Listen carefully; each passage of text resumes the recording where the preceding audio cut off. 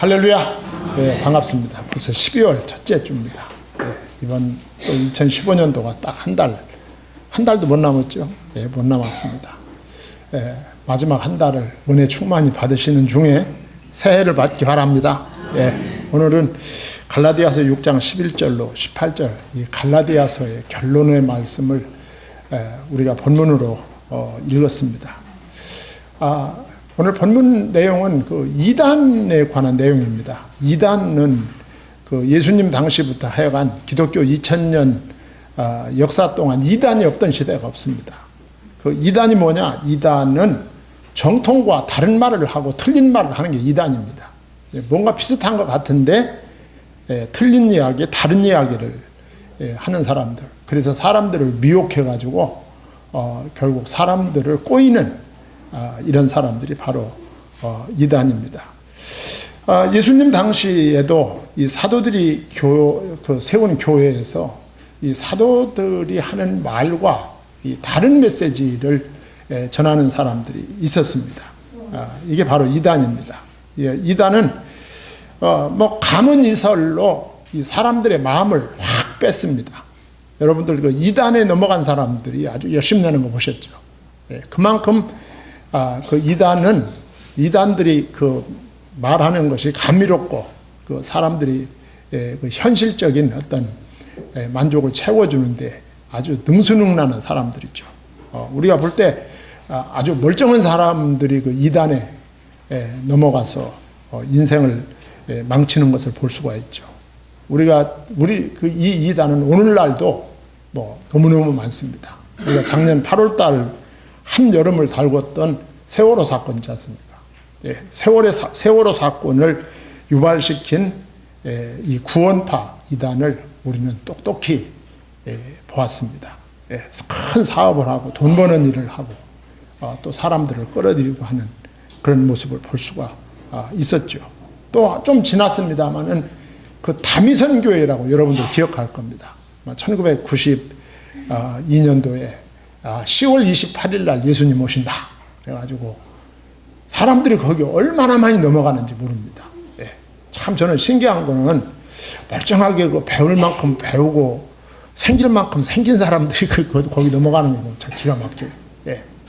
예수님 오신다고 사람들이 산에 하얀 옷 입고 예수님 맞으러 산에 올라가자. 그래가지고 얼마나 시끄러웠습니까? 예수님은 그때 안 오셨어요. 예수님이 오신다는 건 성경 말씀입니다.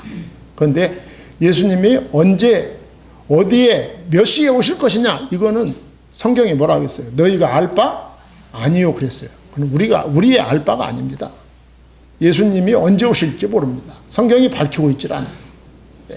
그렇기 때문에 우리는 그날 그 시간에 믿음의 사람으로 최선을 다해야 된다. 아무 때 예수님이 오셔도 아멘 주 예수여 오시옵소서 할 만큼 우리의 믿음이 튼튼해야 된다. 요즘도 또 작년인가요? 또 홍아묵의 여자 전도사님인지 목사님인지 그분이 한국에 작년 12월 달에 큰 전쟁이 일어난다. 한국에. 그래가지고 또 거기 따라다니는 사람들이 저 미국과 저기 동남아로 다 이민 갔어요. 온 가족이 다 따라서. 엊그제 신문 보니까 거의 다 돌아왔다고 하더라고요. 보니까. 이단은 옛날이나 지금이나 변함없이 이 성도들을 미혹하고 있는 것을 볼 수가 있습니다. 그런데 이제 목사가 가장 충격받는 게 뭐냐 하면 가장 겁난 소리가 무슨 소리냐.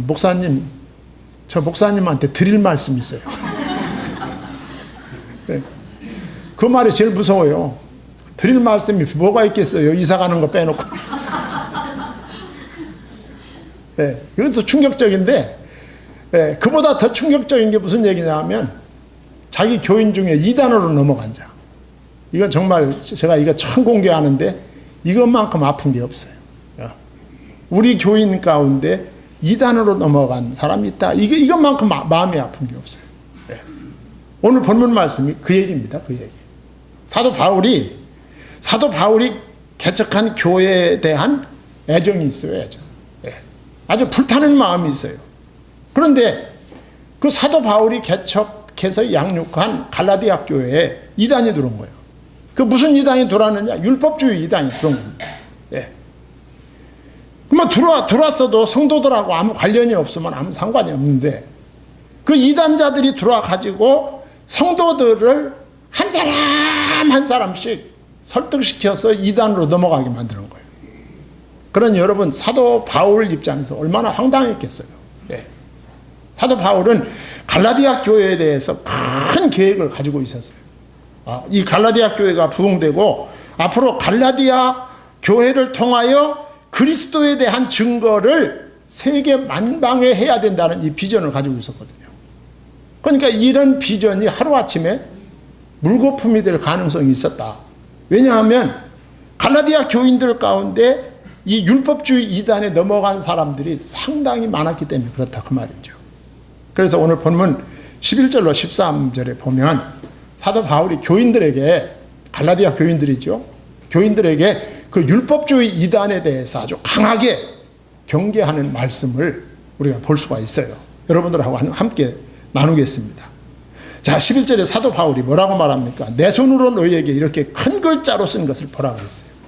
내가 직접 이 편지를 쓴다, 그 말. 이 편지를 쓰는데 큰 글자로 쓴다. 내가 직접 쓰고 큰 글자로 쓴다, 이렇게 강조되고 있잖아요. 이건 뭘 의미하느냐 하면 사도 바울의 지금부터 하는 말의 중요성을 강조하는 거예요. 내가 지금 여러분들한테 하는 이 말이 너무도 중요하기 때문에 여러분들이 잘 들으시기를 바랍니다. 그 말은 그러면서 그 율법주의 이단을 경계하고 있어요. 그래서 12절과 13절에 보면 이 거짓 교사들, 그 이단자들의 이단적 교리를 사도 바울이 공격합니다. 그러니까 잘못된 것이다 하는, 공격하는 거예요. 그 12절 상반절에 보면 육체의 모양을 내려 하는 자들이다 그랬어요. 그 율법주의 이단자들이 누구냐? 그 자들은 육체의 모양을 내려 하는 자들이다. 억지로 너희에게 할례를 받게 하면 그들이 그리스도의 십자가로 말미암아 박해를 면하려 할 뿐임이라, 이렇게 말씀하고 있어요. 여러분, 사도 바울이 전한 복음은 오직 예수 십자가의 복음입니다. 이게 사도 바울이 전한 복음이에요. 사람이 구원받는데, 구원받는 게 뭡니까? 하나님 만나는 게 구원받는 거예요. 하나님을 만날 수 있는 길은 십자가에서 나를 위해서 대속에 피 흘려주신 오직 예수밖에 없다, 그 말. 이게 바울이 전한 복음입니다. 복음. 그런데 이 초대 갈라디아 교회 성도들은 이 복음이 핍박을 받았어요. 여러분, 지금 우리 한국 같은 나라는 정말 신앙생활 하는데 누가 아무도 막지를 않잖아요. 이 초대교회에 구원은 오직 예수 그리스도로만 받을 수 있다. 이 메시지는 핍박을 각오하고 전해야 되는 거예요. 여러분, 오죽했으면 스데반 집사 같은 경우는 사도행전 7장에 이 십자가의 복음을 전하다가 그 자리에서 유대인들이 던진 돌에 맞아 순교했습니다. 그 정도였어요. 그 사람들은 십자가의 복음만 전하면, 그러면 이스라엘 사람들이 전통적으로 가지고 있는 율법을 전부 폐기하는 거 아니냐. 용서할 수가 없는 거지. 그러니까 초대교회에서 이 오직 예수 십자가의 복음을 믿는 자들은 아주 핍박을 각오하고 순교를 각오해야만 했어요. 그러니까 여러분, 이런 분위기가 얼마나 그게 무시무시하고 어렵겠습니까? 여러분, 우리가 지금 여기서 이렇게 모여서 예배 드리는데 이 예배의 자유가 없고 여러분과 제가 몰래 모여서 이렇게 예배를 드린다면 이 분위기가 얼마나 무겁겠어요. 몰래 모여서 예배 중간에 무슨 일이 생기진 않을까, 막 조마조마하면서 예배 드릴 거 아닙니까? 그러니까 초대 갈라디아 기독교인들이 그 오직 십자가 복음이 핍박을 받자 그 핍박을 좀 완화시키거나 그 핍박을 좀 면해 보려고 할례라는 율법을 끼워 넣은 거야. 핍박자들이 와서 당신들 왜 오직 예수만 믿어야 구원받는다고 하느냐 이렇게 말하면 아니다. 우리는 예수도 믿어야 구원받지만 율법도 지켜야 구원받음을 우리는 믿고 있다. 이 말 해가지고 물타기하고 넘어가려고. 그건 참 기가 막히죠. 예수님을 구세주로 믿지만 율법을 지켜야 구원받는다는 이 두 가지, 오직 예수 구원에다가 율법 구원을 하나 끼워 넣은 거야. 이단자들이. 예. 그러면서 이 사람들의 생각, 예수님에 대한 생각은 뭐냐면 예수님은 우리의 구세주가 아니다. 아니고 예수 그리스도는 도덕적으로 윤리적으로 우리가 이 세상에서 바르게 살도록 하는 그 모범적인 스승이다. 이 정도로 예수님을 증거했단 말이죠. 사람들이. 오늘날도 예수님을 이렇게 가르치는 사람들 많아요. 예. 그러니까 이 사람들은 하나님께 나가려면 예수님도 믿어야 되지만 율법도 지켜야 하나님께 나갈 수 있다. 이렇게 사람들을 교묘하게 가르치는 거예요. 이 교묘한 이단의 이 교훈에 상당수의 갈라디아 교인들이 현혹되고 이미 넘어가 있었다 그 말이죠. 그러니까 사도 바울이 볼 때는 얼마나 황당했겠습니까? 예. 오직 십자가의 복음만 전하는 이 사역자들은 상당한 위험이 있었다. 예. 진리를 고수하고 선포하기 위해서는 정말 죽음을 불사하는 용기가 있어야 되었다 그 말입니다. 그래서 이 대부분의 사람들은 기독교에다가 한 다리를 걸치고 유태교의 율법 교리에다가 한 다리를 걸치고 있었다 그 말이죠. 사도 바울은 이해 안 된다는 거지 않아요. 예.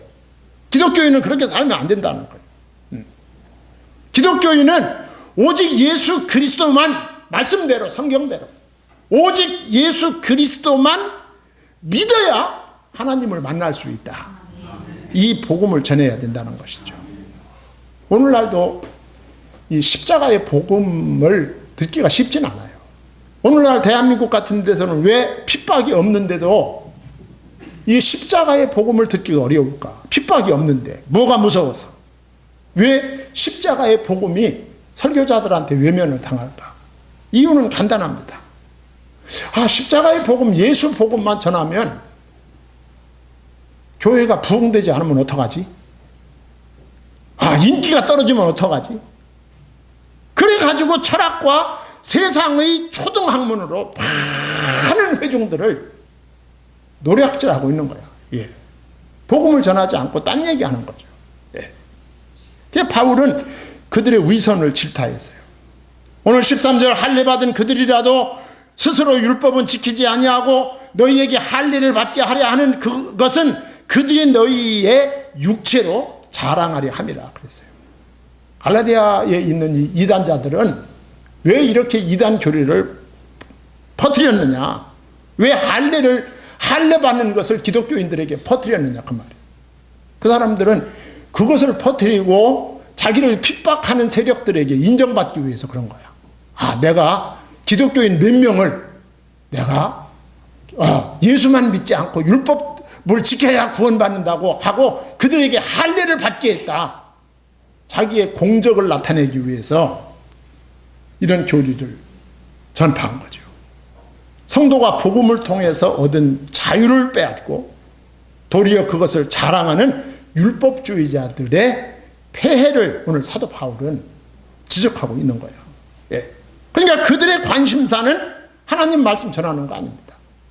여러분, 이단자들이 무슨 말로 사람을 꼬여도 그들의 관심사는 하나님의 말씀이나 하나님의 말씀을 전하는 것이 있는 것이 아니라 자신의 세상적인 안전, 세상적인 부호, 세상적인 기득권을 구축하는 것 이상도 이하도 아닙니다. 그거다 그 말이죠. 성도들의 영적 안녕보다는 사람들의 인정과 승인 그리고 자기들의 실제적이고 현실적인 이익을 챙기는 것이 그들의 목적이다. 사도 바울이 그걸 밝히고 있는 거죠. 그러면서 14절로 17절까지 보면 사도 바울이 나는 오직 십자가만 자랑하겠다. 예. 당신들이 이단에서 나오기를 바란다. 당신들이 이단에서 나오기를 바라고 이단에 빠진 것은 너무 안타까운 일이다. 너희들이 당신들이 이단에서 나오든 나오지 않든 나는 예수 그리스도의 십자가만 자랑하겠다.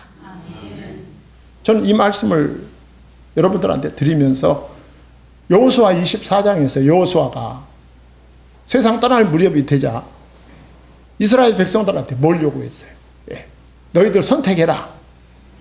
애굽에서 섬기던 신을 섬기든지 광야를 여행할 때 거기 그 사람들이 섬기던 신을 섬기든지 여호와 하나님을 섬기든지 양단 간에 결정을 하라 그랬어요. 너희들이 어떻게 결정을 내리든 나와 내 집은 오직 여호와만 섬기겠노라. 오늘 똑같은 얘기예요. 예. 똑같은 얘기를 지금 사도 바울이 하는 거죠.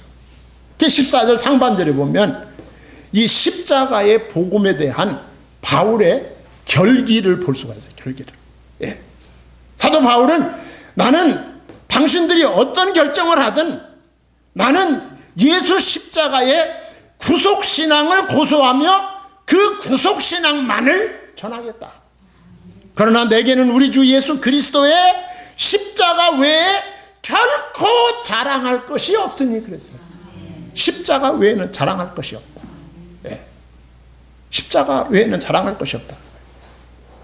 육체에 대한 할례를 자랑하는 율법주의와 나는 절대로 타협할 수가 없다. 그 단호함을 보여주고 있는 거죠. 예. 구원은 오직 예수 십자가의 대속으로만 가능한 것이다. 예.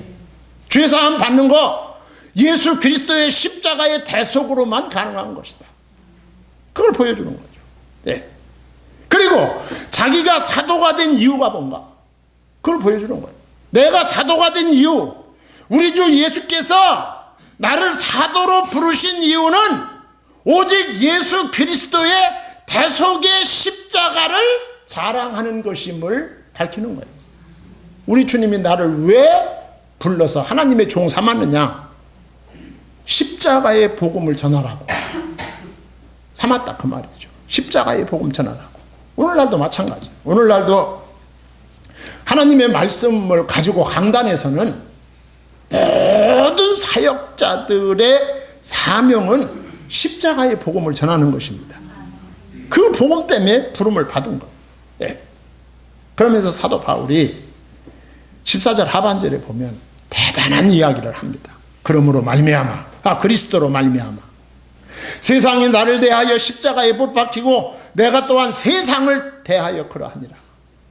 이게 무슨 말입니까? 사도 바울은 예수님을 만나고 예수님을 발견한 후에 자기는 세상하고 담쌌다 그 말이에요. 예. 세상하고 담쌌다. 여러분, 이 세상이 얼마나 매력적입니까? 이 세상. 이 세상은 정말 매력적인 게 많아요. 예. 그리고 이 세상은 우리 육안으로 다 보인단 말이죠. 현실적으로 다 보입니다. 세상이 얼마나, 세상의 지위를 사람들이 얼마나 그 높은 지위에 올라가기를 원합니까? 여러분들도 회사에 가셔서 이렇게 승진하면 기분 나쁩니까? 네, 승진하면 얼마나 기분이 좋습니까? 승진하고. 아주 매력적이죠. 예, 다른 사람들 다 승진을 못하는데 나 혼자 승진했네? 이건 정말 충격받을 일이죠. 예. 지위, 권력 얼마나 매혹적입니까? 예. 내 말 한마디면 그냥 막 다 움직인단 말이죠. 매력이 있어요. 쾌락도 마찬가지고 재산도 마찬가지입니다. 예. 복권 파는 집에 앞에 보면 금요일 날인가 보면 막 줄이 100m나 서 있어요. 예. 물질이 그렇게 매력적인 거예요. 예. 그 사도 바울이 나와 세상 사이에 십자가가 놓여 있다 그 말이에요. 그리스도로 말미암아 세상이 나를 대하여 십자가에 못 박히고 내가 또한 세상을 대하여 십자가에 못 박혔다 그 말 아니에요. 예. 나는 세상과 담쌌다. 예. 내가 예수 그리스도를 만나기 전까진 나도 지위나 권력이나 쾌락이나 재산이 최고의 가치인 줄 알았다 그 말이야. 나도 똑같았다 당신들하고. 예. 그게 목적이고 그게 내가 살 이유고, 예. 그것을 통해서만 나는 삶의 이유를 이유를 발견했는데, 내가 예수님 만난 다음에 달라졌다 그 말이죠. 예수 그리스도 십자가의 대속의 죽음을 죽어주신 예수 그리스도를 만난 다음에 그 세상 사람들이 너무나도 매혹적으로 추구하는 그것들이 예수 그리스도에 비하면, 구원에 비하면 아무것도 아님을 깨달았다 그 말입니다. 그러니까 나와 세상 사이에 십자가가 가로놓여 있다 그 말이죠. 예. 왜 그게 아무것도 아닌 걸 깨달았느냐? 영원한 건 예수 안에만 있다 그 말이죠. 세상적인 건 전부 한시적이다. 한시적. 예. 세상적인 건 한시적입니다. 흘러 지나가는 거예요. 예. 그리고 그 세상적인 그 모든 것들의 궁극적 결과는 부패요, 타락이요, 심판이라는 사실을 사도 바울이 깨달은 거예요. 아무것도 아니구나. 예. 이 땅에서 영원히 지속되고 살아남는 것은 결코 예수밖에 없다. 예수 그리스도로 말미암은 영생밖에 없음을 예수님 만나고 깨달은 거야. 예. 그래서 여러분들이 부르는 찬송 주 예수보다 더 귀한 것이 없네. 이 세상 부귀와 명예와 권세와 바꿀 수 없네 그랬잖아요. 1, 2, 3절을 한꺼번에 다 해버린 거예요. 예. 예수를 발견하고 나니까 그게 보인 거야. 믿기를 바랍니다. 예. 그것은 우리가 이 세상을 살아갈 때 잠시 필요한 거지 영원한 가치가 아니다. 정말 그렇지 않습니까? 저는 가끔 가다 여러분들 그 탤런트나 뭐 이런 연예인들이 그 자살해서 죽는 거 가끔 가다 잊어버리려면 한 번씩 그런 사건이 생기잖아요. 예. 사람들이 얼마나 텔레비전에 나오기를 원합니까? 사람들이 어떤 현장에서 그 텔레비전 카메라가 이렇게 딱 그 뉴스 초점이 되는 사람이 찍힐 때 그 뒤에라도 좀 이렇게 찍히려고 이렇게 얼씬얼씬하다가 사진이 나오는 거 보고 이게 난가? 이러잖아요. 그게 자기인지 아닌지 지금 잘 모르니까 확인하는 거예요. 그게 얼마나 그렇게 거기 한번 나왔으면 좋은데 나갈 수가 없잖아요. 우리는 누가 나오라고 안 하니까. 근데 거기에 날이면 날마다 수십 년 거기에 나와서 사람들에게 수없는 영향을 주던 사람들이 그 결말이 아름다운 사람이 그렇게 많지 않아요. 예. 이 세상은 매혹적이지만 한시적이다. 믿기를 바랍니다. 명예도 돈도 권세도 쾌락도 다 똑같습니다. 영원한 거 아니다. 사도 바울이 그걸 깨달은 거예요. 예. 이 땅에서 영원히 지속되고 살아남는 것은 이 세상의 해 아래 있는 것에서는 그것을 볼 수가 없다. 자, 그래서 하나님이 이 세상을 살리는 길을 하나님이 만드셨다. 예. 하나님께서 그 영원한 가치를 만드셨다. 그게 뭐냐? 하나님께서 아들을 보내셔서 십자가에서 나를 대신하여 내 죄의 대가를 치르게 하셨다는 것. 이게 십자가의 복음입니다. 예. 그리고 그 예수 그리스도를 믿는 사람은 사망과 멸망의 세상으로부터 구원받아 하나님을 만나고 하나님 나라에서 영생하고 복락을 누리게 될 것이다. 하나님이 이 길을 만들어 놨다는 것이죠. 예. 그리고 14절 하반절에서 세상 쪽에서 나를 볼 때 내가 십자가 뒤에 있는 거예요. 앞에는 누가 있어요? 십자가에 달리신 예수님이 계신 거예요. 내가 세상을 볼 때에도 십자가를 통해서 세상을 바라보게 된다는 것이죠. 세상의 유혹과 쾌락으로부터 나는 떠나게 되었다. 예. 세상의 쾌락보다 더 좋은 것이 있다. 그게 뭐냐면 십자가의 복음이다. 예수 그리스도다 그 말이에요. 예, 예수 그리스도다. 여러분, 십자가의 복음, 이 십자가의 진리를 깨달으면 그렇게 매혹적이던 세상이 아무것도 아니구나, 그걸 깨닫게 되는 거예요. 아, 이거 별거 아니구나. 예, 별거 아니구나. 세상에 흥미가 없어지는 거예요. 십자가의 복음을 깨달으면 세상에 흥미가 없어지면서 이 진리의 말씀이 그렇게 내 인생에 기름을 부어주시는 거예요. 진리의 말씀에. 자, 그래서 십자가의 복음은 세상과 그 세상의 방식에 대해서 내가 못 박았다. 나는 이제 예수님 만난 다음에 나는 십자가만 자랑할 것이고 십자가의 복음이 나로 하여금 하늘의 삶, 영원의 삶을 살게 하셨다 그 말입니다. 그러면서 15절에 보면 할례나 무할례가 아무것도 아니로되 오직 새로 지음을 받는 것만이 중요하니라 그랬어요. 사람들은 지금 할례와 무할례가 이게 무슨 말입니까? 율법을 가리키는 율법. 예. 율법을 지키고 안 지키고는 아무것도 아니다. 그건 외형적으로 나타난 거죠. 육체의 모양입니다. 12절에 나와 있는. 예. 그 육체의 모양과 같은 할례나 무할례는 아무것도 아니다. 아무것도 아니다. 그건. 여러분, 할례는 인간이 하는 것이지만 거듭남은 성령이 하는 일입니다.